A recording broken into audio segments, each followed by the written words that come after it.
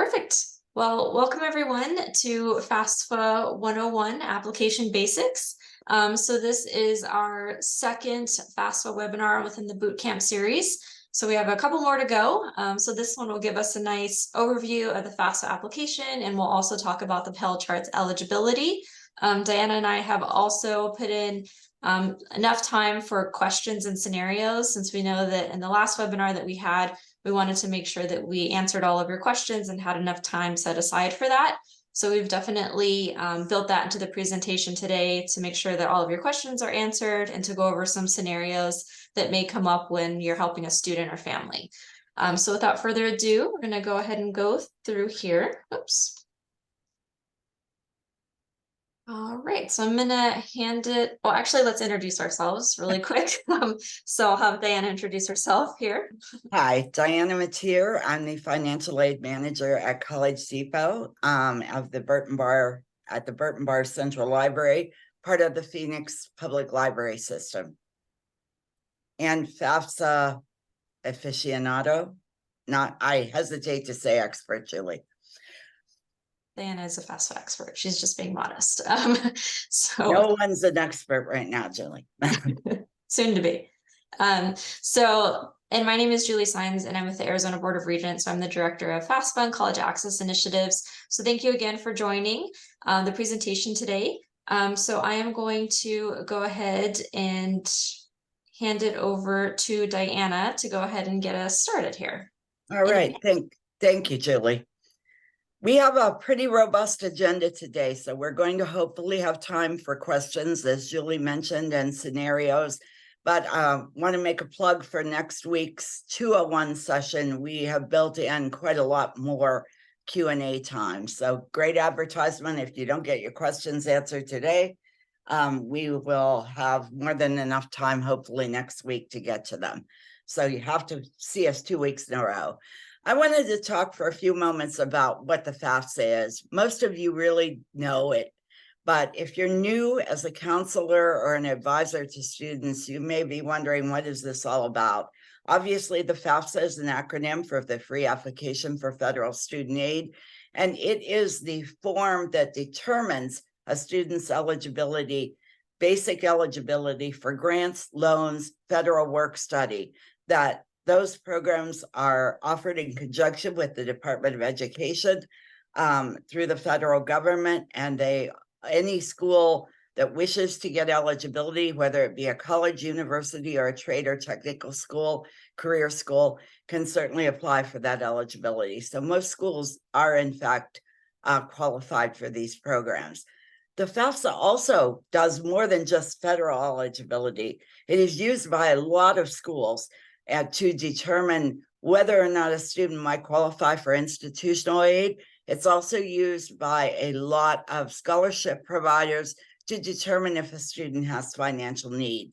So the basic thing is, it's really important that every student completes it if he or she is planning to go to college. And if they want to be considered for anything, even if they think they are not eligible for Pell and they tell you, I'm not going to apply for that reason, talk them out of that. That's a fallacy. They should apply on the FAFSA because they might qualify for other types of aid, even if they're not Pell eligible. Next, please. Now, there's some basics you need to know even before you start the FAFSA. And the first one is, a student has to have a Social Security number to even enter the form and to get an FSA ID, which is their login information for the FAFSA. That SSN must match their legal name on their SSS card. So if they do not know what that is, they need to either get the card from their parents. They may never have seen it before, but it's very critical that that's the basic identifier for your students. Undocumented parents, on the other hand, do not have to have a Social Security number. They can indicate on the FAFSA that they do not, and that will not affect the student's eligibility. They also have the opportunity to enter an I-10 if they have filed taxes and they have received an I-10. That's also an identifier for the IRS. The student has to be an eligible citizen or non-citizen.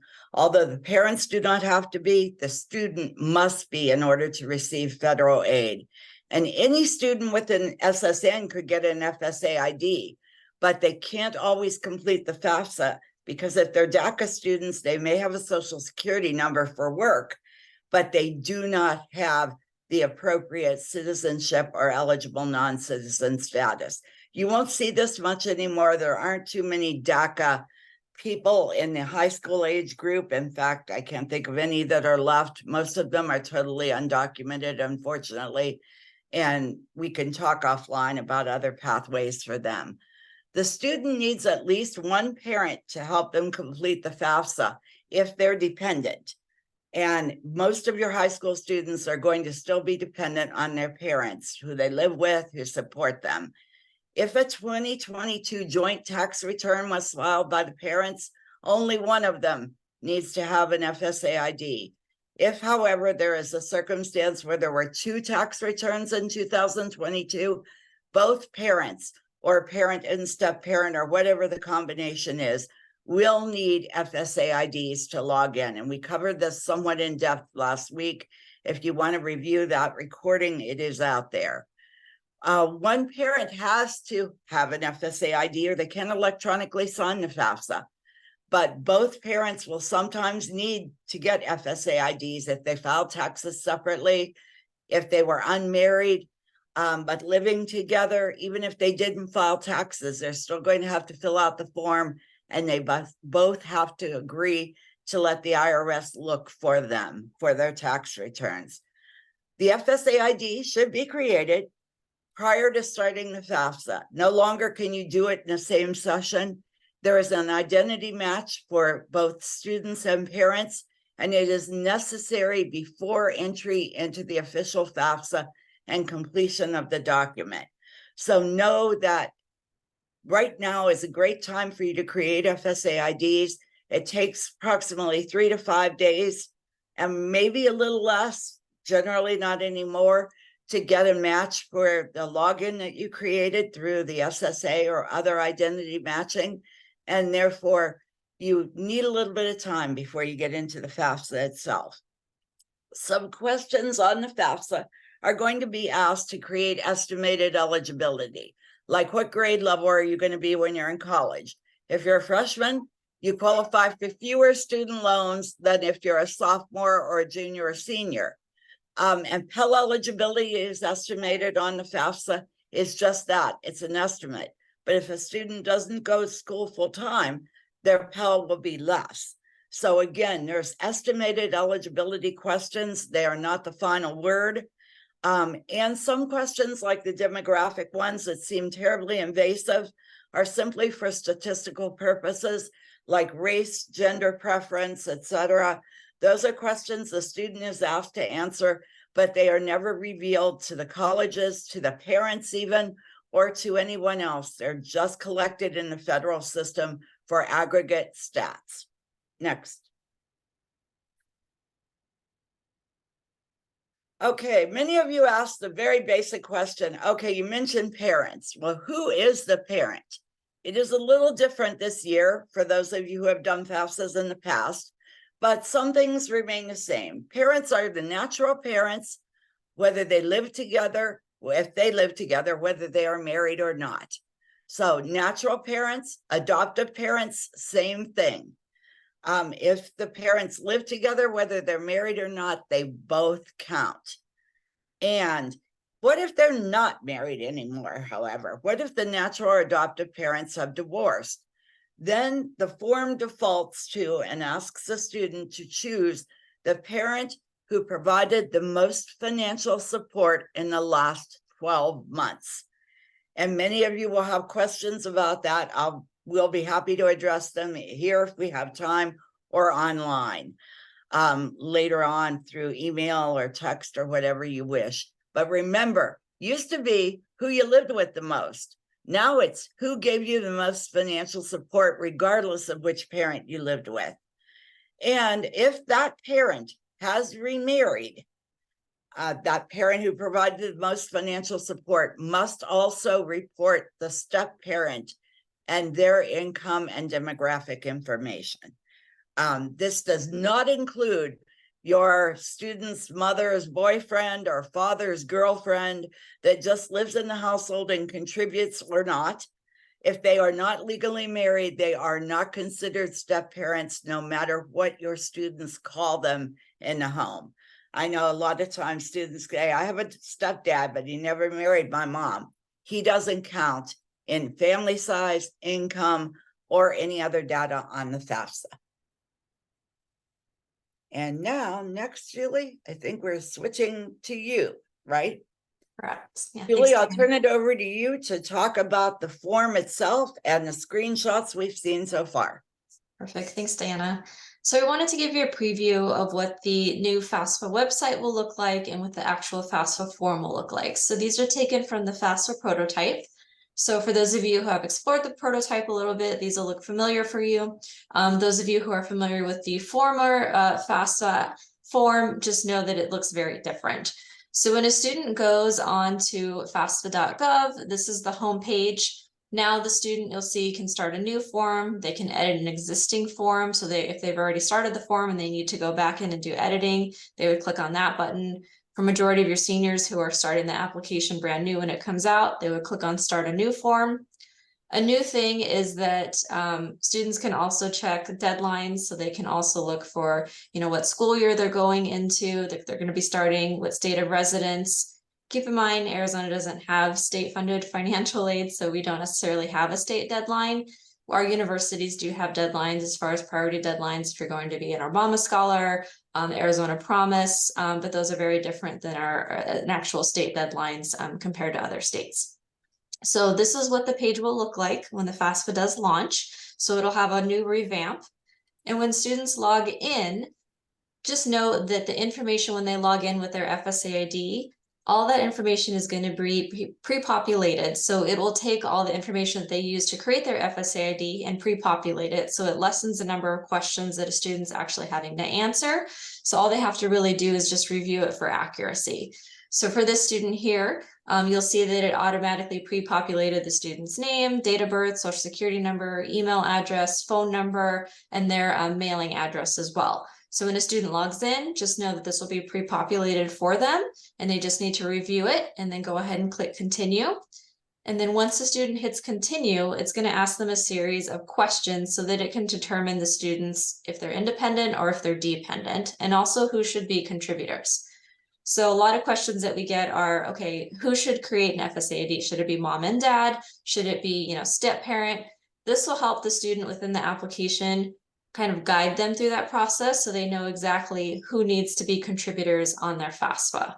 So it'll ask for the student's marital status, whether they're single, never married, married, not separated, remarried, separated, divorced, or widowed. Majority of your high school seniors will most likely put single on there. Then they're going to go ahead and hit continue. Once they hit continue, then as Diana mentions, it's going to start asking for college plans. So it wants to know, is a student going in as a freshman, sophomore, junior, senior? It also has for master's or doctoral programs. Your seniors that are graduating high school this May are going to go in as a freshman. So just make sure that they click on that one. Also, it says when the student begins the 2024-2025 school year, will they have their first bachelor's degree? Yes or no? They will not most likely not have their first bachelor's degree yet because they're starting to pursue it. So that would be no. Oops, go back here. The other thing is a student pursuing an initial certificate for elementary or secondary level. So this would be if they're going into the teaching profession, they're going to pursue that, yes or no. And that way it kind of goes through some skip logic to see what that student may be eligible for there. So again, these are student college plans and school plans. It's also going to ask for special circumstances. So if any of these apply to your students, you would go ahead and click on them. Is a student serving currently active in U.S. military? Are they a veteran? Are they a child or support here, receive child support more than half? Is there any, adoption, ward of the court, legally emancipated? If any of these apply, it's basically, again, determining dependency status. If none of these applies to your seniors, then you're going to click none of these apply, and then go ahead and click continue. And then this is a big one here for your homeless youth. So this one here is a question that says, at any time as a student unaccompanied or either homeless or self-supporting or at risk of being homeless.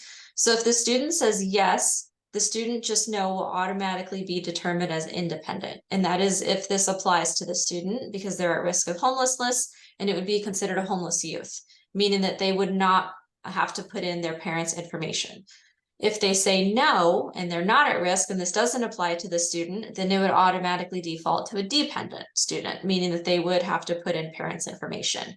So just know this is kind of a determining question here that really determines dependency status, independent or dependent. So just know for any of your students that fall in this category here, they would click yes, and then it would show that they are classified as independent, and then they would not need to have their parents' information. Again, only if they classify as a yes for this question here. If it's a no, then it will most likely ask for parents' information, and most likely all of your seniors, majority of them will be dependent status.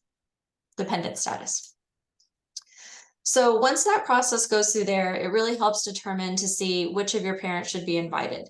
So it'll determine you need both parents, it'll determine you need one parent. And once the form does that, it allows the student to go in and invite these contributors, i.e. parent one, parent two, or just parent one, to invite them to be contributors to their FAFSA. So this is just kind of a repeat from the previous webinars that we've had, but just note when a student is inviting a contributor, they must have their parents' legal name, date of birth, social security number, and email address. The first three that the student really needs that are the most important are the legal name, date of birth, and social security number. Those must match exactly to what the parent has on their social security card. And just know that once that is sent out, the parent gets an email letting them know, hey, we are inviting you to participate in this case Raya's form. So it sends them an email letting them know that the student can't be eligible for federal aid without their input, and to help them complete the FAFSA form, they're requesting that the parent basically log in within 45 days. So again, remember, if the parent doesn't log in and the form's not completed within 45 days, it'll delete and the student has to start over again. So it's really important that once the parent is invited, they do complete their section of the form within those 45 days so that the student doesn't have to start the process all over again. But this is an example of what the email that the parent will get. When the parent does create their FSA ID, if they chose to have their communications in Spanish, just know that this email will go out in Spanish. So it's either if they default to their communications to be in English, it'll be in English. If they default to have Spanish, just know this email will be in Spanish. And this email does go out immediately as soon as the student submits a request to have a contributor added. And then also know that the email will go out at the 7-day mark and then at the 14-day mark. So with that, I'm going to hand it back over to Diana to talk about some more information as far as parent information, what should be included. We had a couple of questions in the chat, and I promised to address those right now. So this is a great pivot. Must the parent information always be included? Julie just covered with you a lot of circumstances where if the student answers yes to any of those, they are considered independent and do not have to provide parental information. Julie went over those boxes. They're the same ones that have always been independent, dependent criteria. So you will see them. Yes, there are the questions there. There was a question earlier about whether the student was married and not separated. There is also that special question about homelessness. And what got asked on the chat was, what does a student have to do to document that they meet one of these criteria to not provide their parental information? It really varies. On the FAFSA itself, all you have to do is answer the question, yes or no. I have a legal guardian, for instance. If the school, college, or university chooses to, they may ask the student to document that status. And I'll tell you why, because a lot of schools know that students don't really understand what a legal guardian means. So they may answer yes, and their two parents are sitting right beside them because they go, they're my legal guardians. But that is not the definition that defines independent status. The same thing with homelessness. If you say you're homeless or at risk of being homeless, a college or university might ask you to document that through a McKinney-Vento determination, any number of other pieces of documentation. If you say you're a veteran of the armed services, generally there will be a match when the FAFSA goes in to tell the college or university, no, they're not really a veteran. They're a 17-year-old student in ROTC. That is not a veteran or an active duty service member. So there are various things that colleges and universities may ask for. Some colleges and universities, particularly community colleges, will not ask a lot of questions. They're trying to get people through the door and eligible, and they tend to be a little less rigid and not less regulated, but they may or may not ask for documentation. So there is no standard here. Please know, however, that if the student says they're one of these things, the FAFSA is going to sail right through and not ask for parental information. Julie, next, please. I think, yeah, let's go back. I'm on, yeah, there we go. Okay, so remember that everything that was ever true about being an independent student is still true. That has not changed. So become very familiar with the questions that the students answer, and also advise them that if they are independent at age 17, the college or university, or age 18 for that matter, college or university might ask them just to provide documentation of that status. Next, please. All right, let's talk a minute about student and parent income, because that's a primary driver on the FAFSA. But you no longer have to worry about how to manually enter this information, because it's all going to be automatically through a direct data exchange. It's going to automatically come down from the IRS, and we'll talk about that very briefly. But rules for taxable income. If a parent is required to file a tax return based on IRS rules, even if they are undocumented, they have to file technically. They are expected to file by the IRS if they have met the threshold for taxable income. And they can file taxes even without an SSN if the parent applies for an I-10, which is an individual taxpayer identification number. The FAFSA is likely going to be flagged for an inconsistency with the school if the parents say they're married, but one files as head of household. That may be something the school asks more questions about. When did you get married? Was it just this week, or have you been married for 10 years? If you're married for 10 years and you filed head of household in 2022, why did you do that? Because that's not a valid filing status in most cases. So again, the school, college, or university might ask for more information to document that. All contributors on the FAFSA, students and parents, have to agree to this IRS direct data exchange, different from the IRS data retrieval, where you had to actively go in and accept it. The activity here is that you have to offer consent, whether or not you filed federal taxes.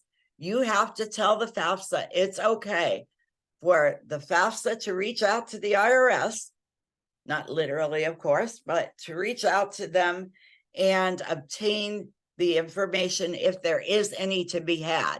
Is there a case where if you didn't file taxes, the IRS says didn't file taxes? If they can't find any, that's exactly what they're going to say. Why do you need tax returns anymore? You really don't. But there are a couple of questions on the form, on the FAFSA form, that ask, did you claim an earned income credit? That can trigger skipping a lot of questions, and it can also trigger increased eligibility for a student. So it helps if a parent can say, oh yeah, I claimed that earned income credit because I was at the appropriate level to do so. Remember that that is a very important piece of information. Most people know offhand if they claimed it, but if they don't, referring to their tax return will tell them. Income required to be reported on FAFSA may include things like a student filing a tax return with all AmeriCorps or all federal work study earnings. Those earnings are exempt from the federal calculation of eligibility. So although a student may put in their income that includes some of those earnings, they will also have an opportunity to say part of my income was those earnings, and they will be excluded because they are not considered true income. They are considered either financial aid or a student stipend, for instance, if they are getting AmeriCorps benefits. So remember, it never hurts a student to apply for and receive federal work study or AmeriCorps benefits. It doesn't hurt them this year. It won't hurt them next year or any year subsequent to that. Next, Julie. What does the consent look like? I mentioned that everybody has to agree to this, because if you do not, and you are a contributor, if you do not offer consent, the FAFSA kind of comes to a complete and utter astounding halt, and no eligibility for federal aid will be calculated. So this is a lot of legal language in a very, very small font, but your parents and students should read it carefully. But just know, if they don't consent, they don't get anything. So at some point they need to say, yes, you can look for my information. They can't say, I don't want you to look for it, or I don't have any, so don't look for it. They have to consent. And this is where they will do that. Next, please. All right, parent and student income. A little bit more information. What if the student or their parent doesn't have any federal tax information on file? The IRS is going to look for it for a while. Periodically, it will go out and say, did you file yet? Did you file yet? But the basic outcome of not filing a tax return and saying you did not have to or did not do one is a negative 1,500 student aid index. That is a good thing. A negative 1,500 is even better than a 0 EFC, and it's the same as a 0 SAI, because that is the new calculation. Student aid index, not an expected family contribution. And if you didn't file taxes, the FAFSA is assuming you didn't earn much income, and they will automatically qualify you for the maximum financial aid. And the negative, don't get caught up in that. Just look at negative SAIs are the same as 0 SAIs. They just mean I'm a little poorer than you, right? If the IRS doesn't locate any tax data, then you or your parents are considered non-filers, and you do not have to provide any more documentation from the IRS, like a letter that says that we did not file. It simply is automatically assumed that if the IRS can't find you, you must have not filed. And students need to be advised that if their parents made $40,000 or $50,000 and they didn't file taxes for whatever reason, that they may be flagged by the financial aid office, who will ask them perhaps, how much did you earn? And if they say, my parents earned $25,000, that might be very different from my parents earned $125,000 and did not file taxes. So keep in mind that students should know these are estimates of their eligibility. The college or university always has the absolute right and legal responsibility to resolve anything it thinks might have been wrong. Next. And we're moving really fast here, but I'm trying to give us about 15 minutes for questions. So think of them as we go. Untaxed income doesn't really count anymore on the FAFSA. That's the good news. They're just looking for taxable income. Untaxed income that will not be reported includes certain things like government benefits, like Social Security. Let's see. Okay, I'm trying to get rid of my picture here. Cash contributions from family or friends, like a live-in partner, they don't count either. In-kind contributions, you live free, rent-free. Yeah, someone's buying your food. Like maybe you live in a household with an older sibling and your parent doesn't work, but your older sibling provides everything. That does not count on the FAFSA. But any income earned from work is considered taxable, even if the earnings are in cash.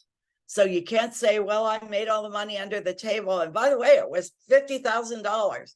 The minute they tell you that, you know they should have filed taxes. That's just common sense, because that's way over the filing threshold. But remember that if they're under the filing threshold, I only made $9,000 last year. I didn't have to file taxes. I'm going to get automatic eligibility for the maximum of everything that the school can give me. Next, please. So no more fighting about this. What's your untaxed income? What's your income earned from work because you didn't file taxes? It's really simple, what the IRS found. Sometimes, not always, as we'll talk about in a moment, but parents and students are asked about their assets. Students are always asked about their assets because they file the document first.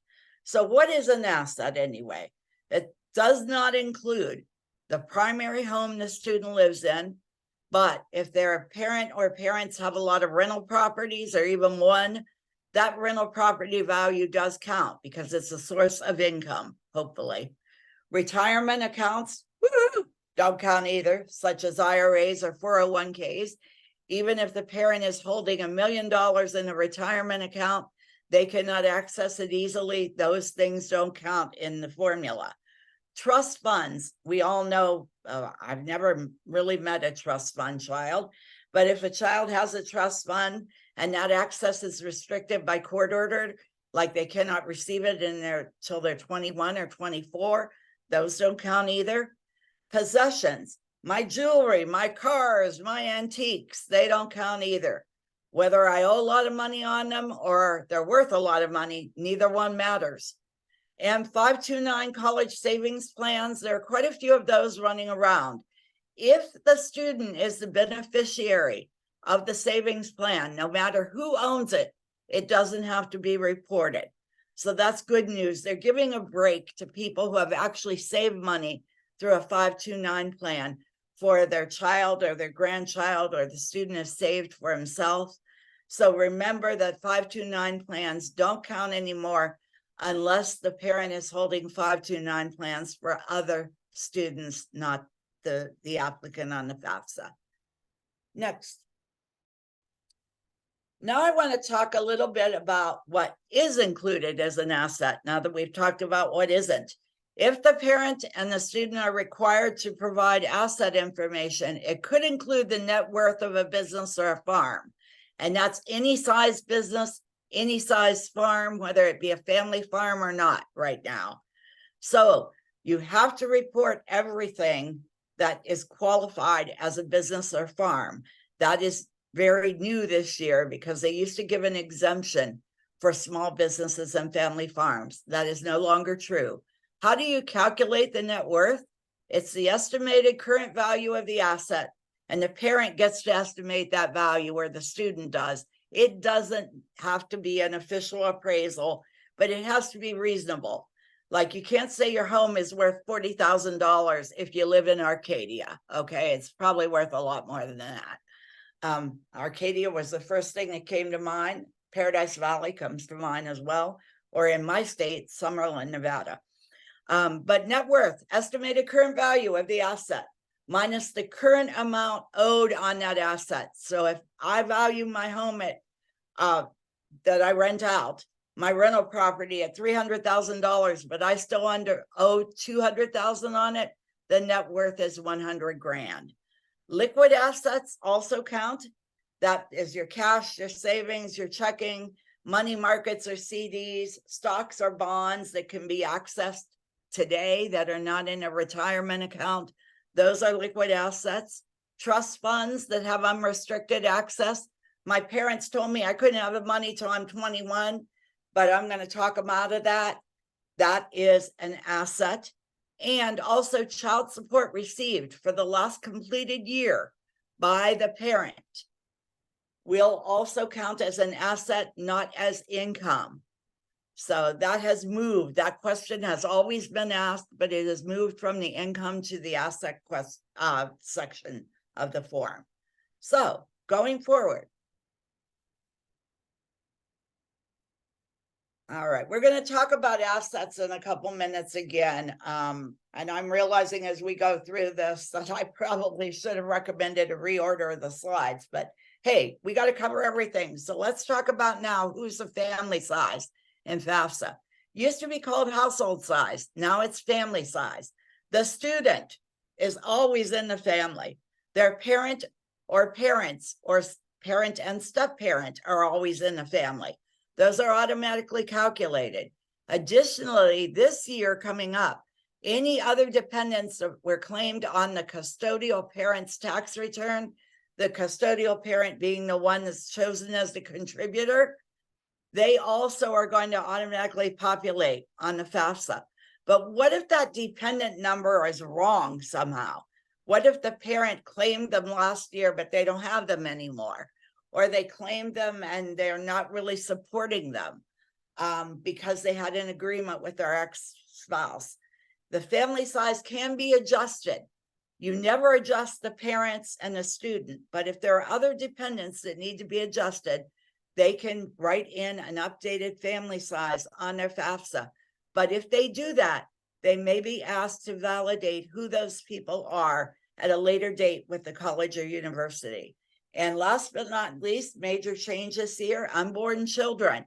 So if your student is pregnant or in the case of males going to have a baby and then in the upcoming future in the next year, 9 months actually, they cannot claim that child as a family member until it is born. So unborn children no longer count. And don't ask me why the change, it's changed. Next. All right. And this is a further explanation of who's in the family. Siblings do count, even if they weren't claimed on the taxes in 2022 because another parent claimed them or something else happened. If the parent is providing more than 50% of the support for that child, you do want to include them, even if they're away at school. They live away 9 months of the year. The parent is still supporting them, paying their costs, helping them out. They are dependent. But what if my older brother lives with me and he makes his own money and he files his own tax return? And in fact, he gives me money and his mom money too, or his dad money. Then he doesn't count because he's not being supported by my parents. He's supporting himself. Dogs and cats and other animals, darn it anyway, don't count either. But other relatives living in the household do. What if grandma's retired and she doesn't file her own tax return and I provide most of her support? I could include her on my taxes and I could include her on my FAFSA or my mother in the case of the parent. Parents cannot claim anyone else, however, who's filing their own tax return. They are assumed to be self-supporting even if they're living in the household. And if the student has a child that he or she is not supporting, and there are some high school students who have children, their parents are supporting them and their child, those are family members as well.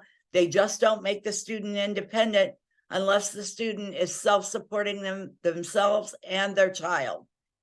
And the IRS allows for anybody else living in the household who's considered a qualifying relative. Doesn't have to be a true relative, but anyone else living in the household supported by the parents are also eligible to be included on the tax return and eligible to be included on the FAFSA. Next. All right. The FAFSA has something called skip logic, which Julie alluded to. Not everyone has to answer every question, and everyone does not have to answer the asset questions either. We talked about when you do, what you have to include, but what if you don't have to at all? How's that determined?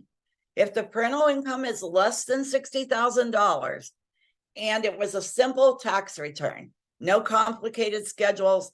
I worked at Pizza Hut and I made $40,000 and I have a W-2 to prove it. And I just filed a regular old tax return, the easy one. The parent assets asset questions will be skipped and the parent will be called exempt from reporting assets. Also, a parent can be exempt from reporting assets regardless of their income if anyone in the family. Now you'll notice this says qualified right now. The FAFSA draft that we have seen says received.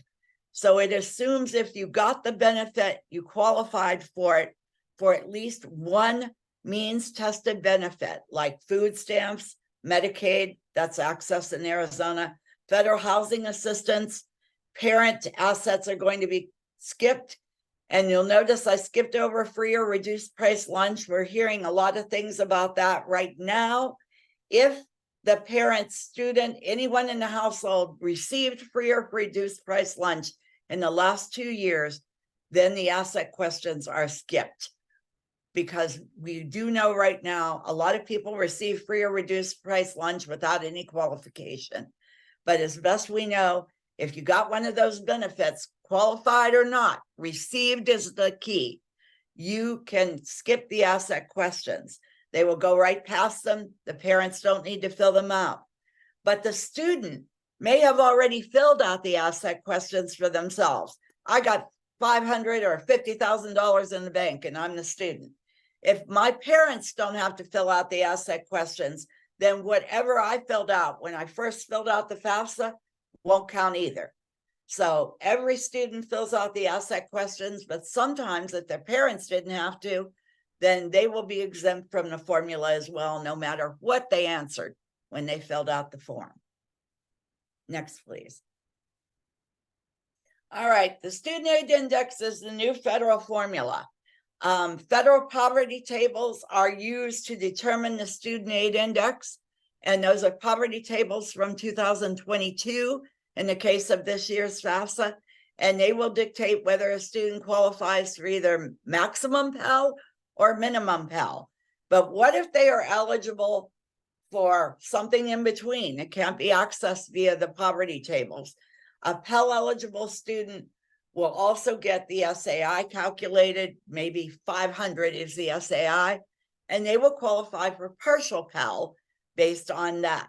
So the student gets the benefit of the doubt. The poverty tables to qualify maximum or minimum, and the SAI to qualify for everything else. That's hard to understand, but I'll show you it in action in a moment. The school annual cost of attendance, for instance, at the state universities in Arizona, the annual cost of attendance for everything, for an in-state student, room, board, transportation, tuition fees, book supplies, that cost minus the SAI equals a student's financial need. It's a very simple formula, and that's how schools begin to construct financial aid budgets. The Pell Grant Awards are, again, based on one of two methods. Again, if the first method is the poverty table, that will calculate maximum and minimum Pell. And if the student is qualifying for the SAI formula, and I just saw a typo that I wrote, or the SAI formula, then it's maximum Pell minus the SAI equals the Pell Award. And I'll give you an example. If the maximum Pell this year is going to be $7,000 and my SAI is $1,500, my Pell Award will be $5,500. That is $7,000 minus $1,500. So I'll get a big Pell, I just won't get the maximum. So I now want to show you a couple of very worthwhile tables. And those of you who have sat in on our workshops know these. Next, Julie.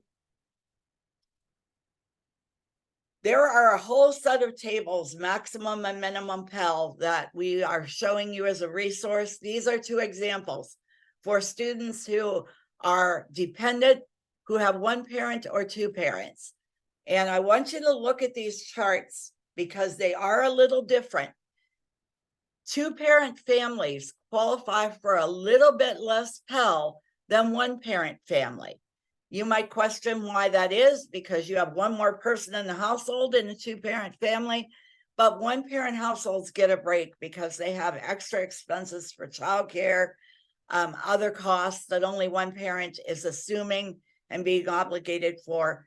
So I want to show you the table in action for a dependent student with a one-parent family. Next, oh, here we go, Julie.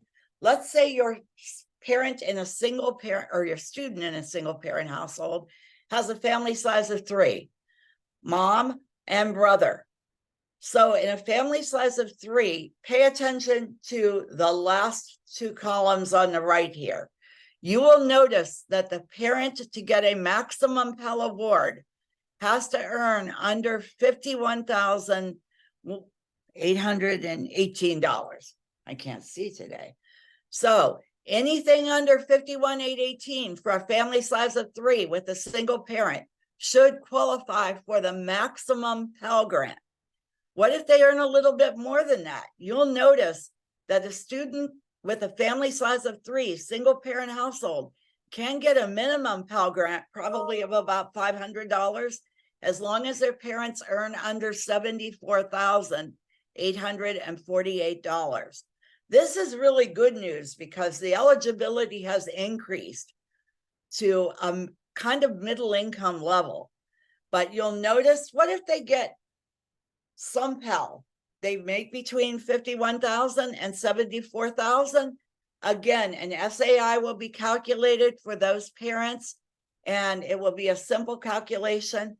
The Pell maximum minus their SAI will be their Pell award within the range of like $500 to $7,000. The lower the income, the more Pell they get. I hope that's clear to everyone. If it isn't, we'll be happy to answer questions about it. Rely on these tables right now. They're very useful to your students and their families to go, you should file a Pell or a FAFSA, because they think, oh my God, I made $75,000. That makes me rich. You'll notice here, it does not. And we all know that. Students don't always know that. Sometimes they think they're rich when their families earn $40,000, and that's okay, because they're living within their means and they're living well, but they think they don't qualify. They do. Next. And a couple of things. This is a slide I've used for hundreds of years, it seems like. FAFSA dates are confusing. They encompass the past, the present, and the future. The past is the tax year. This year, we're looking for 2022 coming up. So it's already gone. In fact, by the time we see the FAFSA, we may be almost ready to file 2023 taxes. But remember, it goes back to 2022. Marital status. You're filling out the FAFSA today. It's what is your or your parents' marital status as of today. That dictates everything. Not were your parents married in 2022. Are they married right now? Or are you married right now? And the future, the FAFSA specifically says you can adjust your family size for if you're going to have more people that you'll be claiming on your taxes in the coming year. And that is how family size can be adjusted from what was already reported on a previous tax return. Next, please. All right, this is what the submission summary looks like, everyone. It has replaced the old student aid report, and it will give you an idea again, and the student an idea of what they might qualify for. The submission summary is going to tell them Pell eligibility if they attend school full-time. It's going to tell them loan eligibility based on whether they are freshman, sophomore, junior, or senior. And finally, it is going to give them an estimate of federal work-study eligibility. This is a very rough estimate. Usually it's just a placeholder. Federal work-study earnings will vary greatly based on the type of job a student might go for, the type of job they might get, and how much money the school has for the program. But Pell and federal student loan eligibility is pretty much standard here. Next. And now I'm going to turn it back over to Julie, and she's going to talk about the prototype that led to all of our screenshots earlier this presentation. Yeah, so Diana and I wanted to share with you the prototype. So as she mentioned, these are the screenshots that we used in today's presentation to give you an idea and a little sneak preview of what the application looks like. So feel free to scan the QR code. Once you go to the prototype, it'll ask for an access code. So you can use prototype 2425 to log in. It has several different scenarios on it. One, it's starting the application as a brand new student. It's continuing the application. It's going in as a parent to see what the parent view looks like if you're a contributor. So definitely, use it, put fake information, fake name, email, whatever it is. It's not real. It's just a demo site. It's not saving anything. So it's just a way for you to kind of navigate through the process a little bit and check things out before it actually comes out in December, the real one. So definitely just know that this is available for you. It's kind of something to play around with. If you have no plans this weekend, this is what Diana and I do. And we go in and we try out different scenarios. So you can try it out as well. And then also I just wanted to mention the Pell grant charts. I did put a link in the chat. So if you're curious of what some of the other charts look like, the ones that Diana covered today, they're all in that link there. So you can definitely print them out, refer to them. It's still a draft. So just keep in mind it's a guideline as far as like a range of income. Once the finalized ones come out, we'll definitely share those with you. But this is a good starting off point to see how much Pell eligibility has expanded for different incomes based on family size. So I'm going to hand it back over to Diana really quick. Hi, and we're going to talk about after the FAFSA next week. And we're going to focus next week on non-FAFSA stuff. What happens, the FAFSA is not the last step, it's the first one. And we're going to be talking about verification as much as we know it right now, documentation, how to resolve any conflicting information or extra information that the college or university wants. And remember that every college or university, whether there are 1 or 20 of them on the FAFSA, every college or university will ask for something different. There is no standard. There's a standard of what you should ask for, but not how you ask for it. And they don't talk to each other. Yale doesn't talk to Harvard. ASU doesn't typically talk to U of A about what they're going to award, etc. So it's important, or NAU, not to leave them out. It's very important that you realize your students, the more colleges they put on, the more work they're going to have to do, but they should be prepared to do it. If they're interested in 20, put 20 on there. And disbursement of the financial aid funds is not going to occur until August or September if the school starts then, and just before the start of the semester. So they have a decent amount of time to make corrections and resolve things, but they need to get working on their FAFSA early so they have time to do that. Next week, we're going to leave about 30 minutes for questions. 2024 FAFSA is available, we hope, sometime in December. And that is for enrollment periods of fall 2024, spring and summer 2025. And it's based on 2022 income. Your students and parents can create their FSA IDs right now, though, and they really should do that because there's going to be a short window to meet some college deadlines when the FAFSA does come out. So you don't want to spend extra days trying to get your FSA ID. Do it this month. Remember it, write it down, or take a picture of it, put it in your notes. It doesn't do any good if you create it and immediately forget it. So make sure your students and their families are doing it the right way and keeping it safe. Next. And resources, the prototype we've listed here, and the Pell tables for all categories of students. There are 25 of those tables. The ones I showed you in the presentation are the primary two you'll be working with if you work with high school students. And now, hit us with questions. We have like 7 minutes. So a lot of questions were answered in the chat and also Q&A, but I did save a few because we had quite a few come through. Thank you, Julie. One of which came through is that if a school provides free lunches for all students, then are all students required to check the box that they receive free or reduced lunch regardless of income? The only argument I have with that is required. No one is required to say they received a benefit. And our understanding up until this morning, when a colleague from Phoenix Union is attending a workshop in New York City, heard differently. Right now, the FAFSA reads, did anyone in your household receive one of these benefits in the last 2 years? If the school provides free or reduced price lunch to everybody, and I made $100,000, I still qualified, right? My family still, or I still received. not qualified. I've still received it. So right now, the answer to that question is they should check the box received. There may be guidance between now and December to close that loophole and say, were you eligible for it? And again, that is up to the student to determine. Some students go, I don't know. But you can almost determine if the family made a six-figure income, the student didn't qualify for it. But right now, it's received.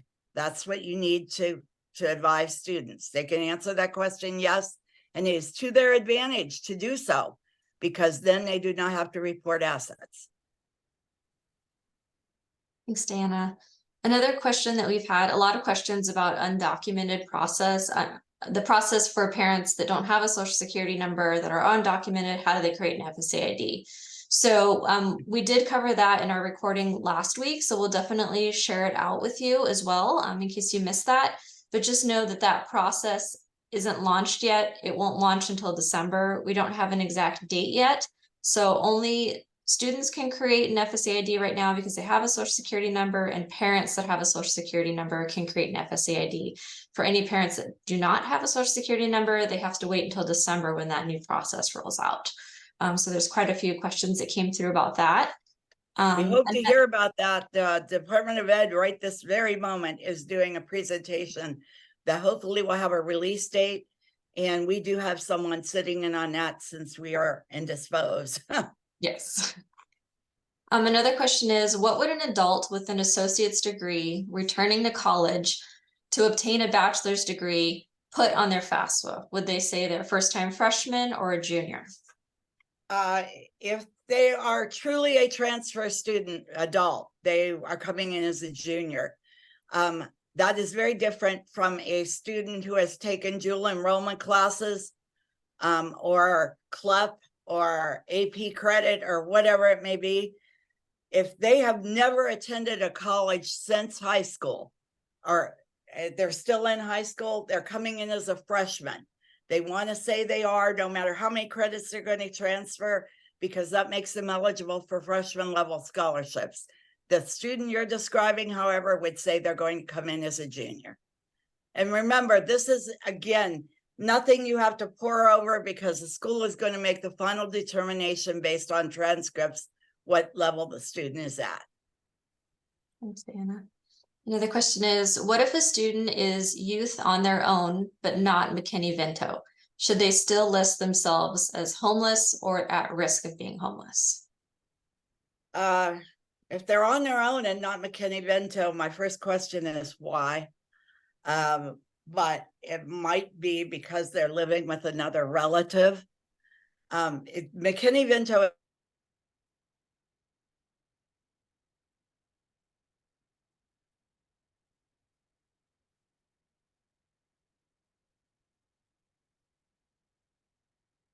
Can everyone hear me okay? I think we lost Diana's audio. I'm sure she'll reconnect here in a second. She was mid-answer, so I'll just wait for her to connect.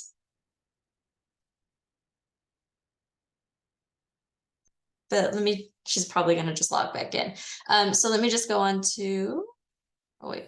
Here, Diana, we lost you in audio. If you wanna repeat I lost myself too. I was like, oh my gosh. Anyway, if they're not McKinney-Vento, but they're living with a relative and it's not a stable home environment, you could make them McKinney-Vento eligible if you feel comfortable with that. But again, they can fill it out if they define themselves as homeless, but someone's probably going to need to document that, whether it be a shelter. If they're on their own, again, it depends.